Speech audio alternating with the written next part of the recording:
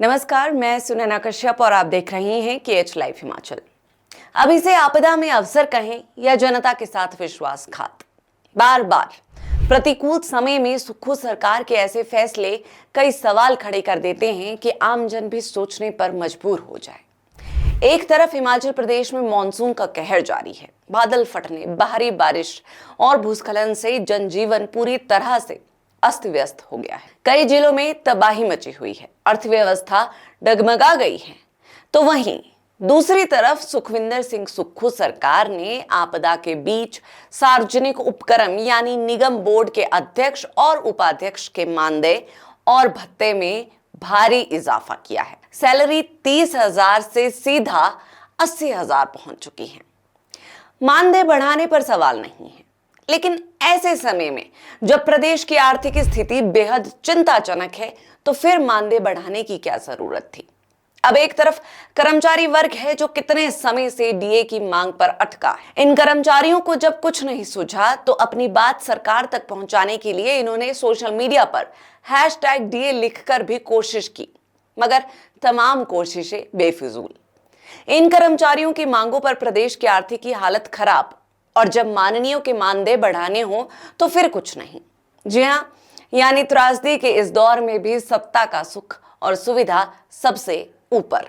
प्रदेश सरकार ने निगमों और बोर्डों के अध्यक्षों और उपाध्यक्षों के मानदेय में 50,000 रुपए की बढ़ोतरी कर दी है। अब उन्हें 80,000 रुपए प्रति माह मानदेय मिलेगा। इसके साथ ही उन्हें 25,000 रुपए का आवास किराया और अन्य भत्ते भी मिलेंगे। ये कोई छोटी बात नहीं है। जब बजट की कमी का हवाला देकर आम कर्मचारियों को महीनों से डीए नहीं मिल रहा, तो फिर सत्ता से जुड़े लोगों की तनख्वाहें अचानक 3 गुना क्यों? क्या ये वही सरकार नहीं है जो हर मंच से कहती है कि प्रदेश की आर्थिक स्थिति गंभीर है? तो फिर सवाल उठने लाजमी है कि क्या जनता के पैसों पर सिर्फ माननीयों का हक है? क्या आपदा के बीच ये अवसरवाद नहीं? सरकारी कर्मचारी #DA चलाकर सोशल मीडिया पर अपनी आवाज उठा रहे हैं, लेकिन वहां कोई सुनवाई नहीं।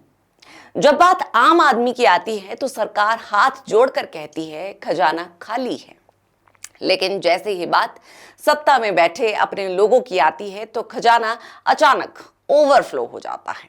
अध्यक्ष और उपाध्यक्षों को पहले 30,000 रुपए मासिक मानदेय मिलता था। साथ ही दैनिक भत्तों के रूप में राज्य के भीतर 250 और राज्य के बाहर 400 रुपए प्रतिदिन दिए जाते थे। प्रदेश सरकार के वित्त विभाग ने मानदंडों में बदलाव करते हुए सभी प्रशासनिक सचिवों और विभागाध्यक्षों को इस संबंध में निर्देश भी जारी कर दिए हैं।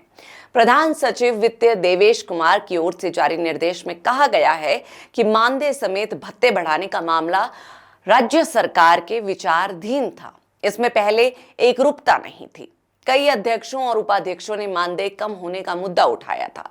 अब नए संशोधित प्रावधानों के तहत उन्हें 80,000 रुपए मानदेय, 25,000 रुपए HRA, 3,500 रुपए सत्कार भत्ता, 250 रुपए वाहन भत्ता और 900 रुपए टेलीफोन भत्ता मासिक मिलेगा।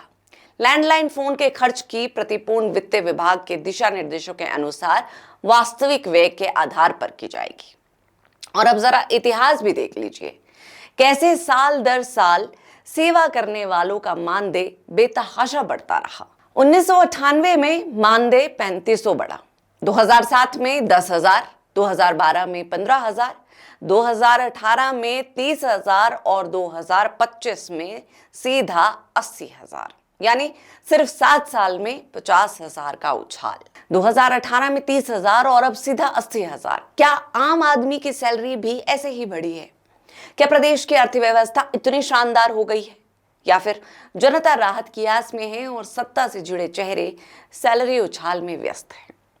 गौरतलब है कि जून के अंत में प्रदेश की सुखविंदर सिंह सुक्खू सरकार ने मल्टीटास्क वर्करों, जल रक्षक और पैरा पंप ऑपरेटर और पैराफिटर के मानदेय में भी वृद्धि की थी। इसके तहत मल्टीपर्पज वर्करों के मानदेय में 500 रुपए और जल रक्षक, पैरा पंप ऑपरेटर और पैराफिटर के मानदेय में 300 रुपए की बढ़ोतरी की गई थी। अब जल रक्षकों को 5300 की जगह 6500, पैरा पंप ऑपरेटरों को 6300 की जगह 6600 रुपए, पैरा मल्टीपर्पज वर्करों को 5000 की जगह 5500 रुपए और पैराफीटर को 6300 की जगह 6600 रुपए मानदेय दिया जाएगा।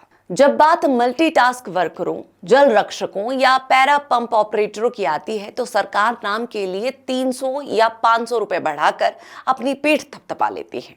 डीए की मांग तो महीनों से अटकी है। कर्मचारी सोशल मीडिया पर #DA चला रहे हैं, मगर कोई सुनवाई नहीं है। लेकिन बात जब सत्ता में बैठे चेहरों की आती है तो सीधा 30,000 से 80,000 का उछाल। आवास भत्ता, वाहन भत्ता, टेलीफोन भत्ता, हर सुविधा एक झटके में बहाल। क्या जनता सिर्फ टैक्स देने और आपदा झेलने के लिए रह गई है? जब आम लोग तबाही में हैं, तब सरकार की संवेदनाएं वीआईपी सैलरी में व्यस्त क्यों? ये सवाल अहम है और इसका जवाब आपको जो भी लगता हो वो कमेंट सेक्शन में जरूर बताएं। बहरहाल आज की इस चर्चा में इतना ही। धन्यवाद।